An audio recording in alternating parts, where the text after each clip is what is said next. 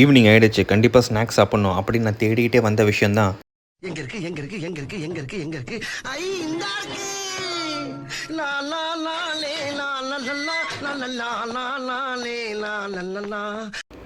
ரொம்ப ஈஸியாக குயிக்காகவும் நம்ம ஒரு ஸ்நாக்ஸ் சாப்பிட்ணும் அப்படின்னு நினச்சிங்கன்னா இந்த பாப்கார்னை கண்டிப்பாக ட்ரை பண்ணி பாருங்கள். இது கண்டிப்பாக மைக்ரோவேவ் இருந்தால் மட்டும்தான் யூஸ்ஃபுல்லாக இருக்கும்.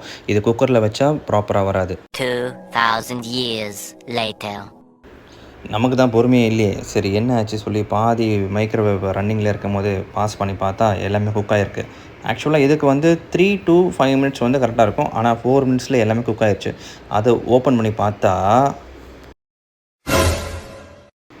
ஸோ எல்லாமே நல்லா குக் ஆகிடுச்சு. இதுக்கப்புறம் உங்களுக்கு சீசனிங் பவுடர் அதில் இருக்கும். நீங்கள் வேணும்னா அதை ஆட் பண்ணிக்கோங்க. ஆனால் ஆக்சுவலி அந்த சீசனிங் பவுடர்லாம் எல்லாமே நல்லா தான் வந்திருக்கு. அவ்வளோதான், டக்குன்னு ஒரு ஈவினிங் ஸ்நாக்ஸ் ரெடி ஆயிடுச்சு. ஸோ ஒரு பவுலில் போட்டு சாப்பிட ஆரம்பிங்க.